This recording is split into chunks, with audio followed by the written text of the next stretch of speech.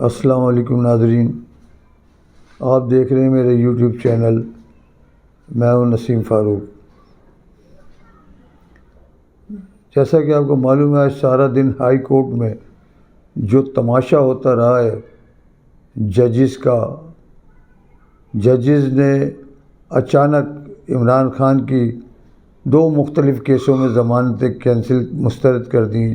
جو ضمانت کے پیپر ان کے حفاظتی ضمانت کے پیپر فائل کیے تھے، ان کو اچانک کسی کے کہنے پہ یا کسی کے، جیسے کہ ذرائع بتا رہے ہیں کہ وہ لیڈیز جج جو تھی اس کے پاس ایک لفافہ آیا تھا. اس لفافے کے بعد اس نے سارے صحافیوں کو کورٹ روم سے باہر نکالا، اور باہر نکالنے کے بعد اس نے ان کی ضمانت مسترد کر دی. اس کے بعد دوسرے کیس جو دہشت گردی کا الیکشن کمیشن کے سامنے جو لوگوں نے مظاہرہ کیا تھا، جس میں عمران خان تھے بھی نہیں، اس کے باوجود ان کے اوپر ایک دہشت گردی کا ایک مقدمہ قائم کر دیا گیا، جس پہ ان کو عبوری ضمانت دے دی گئی تھی.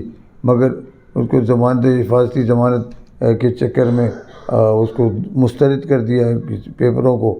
اور ان سے یہ ضد ہائی کورٹ نے 3 دفعہ آج ہیئرنگ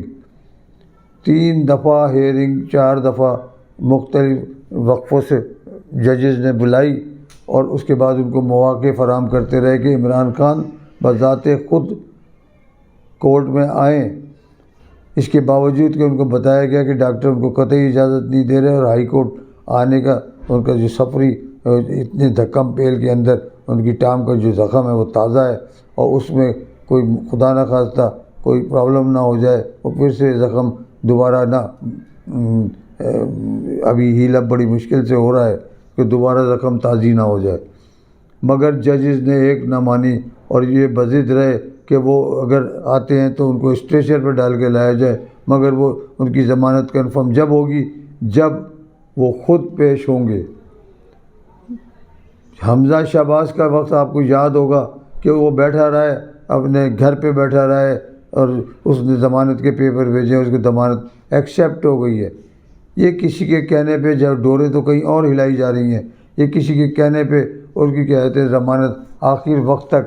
حالانکہ کارکن بڑے مشتعل ہو گئے تھے، اور وہاں پہ کچھ گاڑیاں بھی پولیس کی پہنچی تھیں ان کی ضمان پارک کے اوپر، اور ان کو اریسٹ کرنے کی بات ہو رہی تھی عمران خان کو، تو کہ وہ اریسٹ ان کو نہ کر لیا جائے. تو اس پہ جو کارکن تھے وہاں پہ، اس کے علاوہ بہت بڑی تعداد کارکنوں کی وہاں جمع ہو گئی تھی.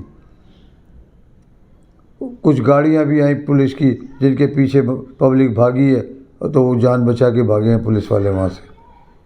تو ہائی کورٹ میں شام 6:30 بج گیا، آخری وقت دیا گیا تھا، اور ان کے وکیلوں سے ایک نقطہ اور ہائی کورٹ کے ججز نے اٹھا دیا کہ اس میں حلف نامے پہ اور وکالت نامے پہ دستخطوں میں فرق تھا.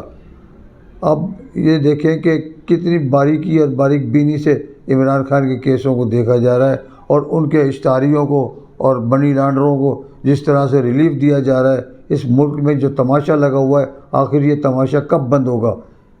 ان ججز کو بھی عقل نہیں ہے میرے خیال ہے. معذرت کے ساتھ یہ ججز جو کچھ کر رہے ہیں، کسی کے اعلی کائر بن رہے ہیں، حالانکہ ان کا بڑا احترام ہے. لوگوں کی نظریں اس وقت ججز کے اوپر مرکوز ہیں کہ اب جج سے ایک امید اوپر اللہ کی، نیچے ججز ہیں، ان سے ایک امید رہ گئی ہے. وہ بھی اپنا توقیر کو ختم کیے دے رہے ہیں اپنے فیصلوں سے.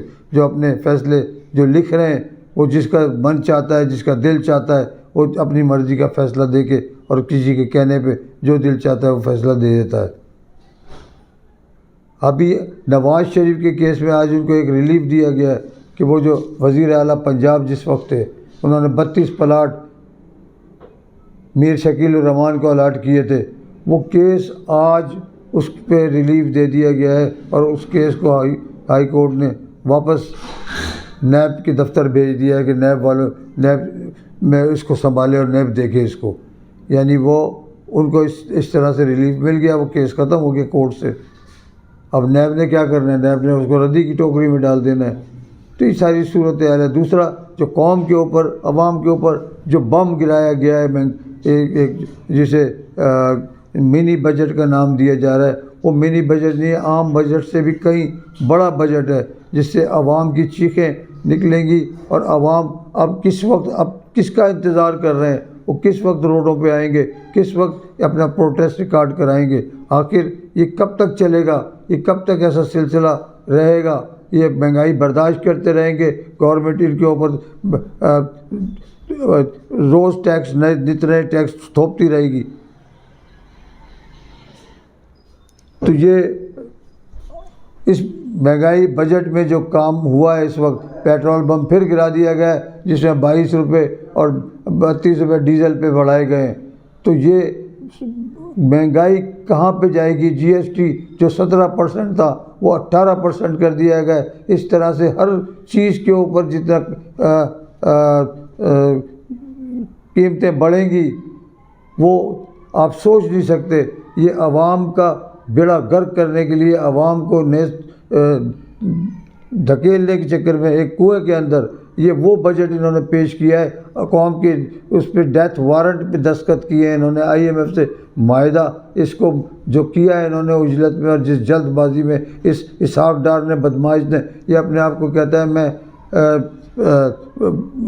اکنامسٹ ہوں، میں معاشی ماہر ہوں، جبکہ یہ ایک معمولی اکاؤنٹنٹ ہے۔ یہ اس کو بجٹ، اس کو صرف عدد ہیر پھیر آتی ہے، اس کو کوئی معاشی، کوئی اس کو کسی طریقے سے بھی ترقی اس کو نہیں کہہ سکتے کہ علم معاشیات اس کے پاس ہے، یہ معیشت کا چیمپئن ہے۔ یہ ادھر مریم نواز جو آج اس نے سامنے آ کے قوم کے ایک بیان دیا ہے کہ میرا شہباز شریف گورنمنٹ سے کوئی تعلق نہیں ہے۔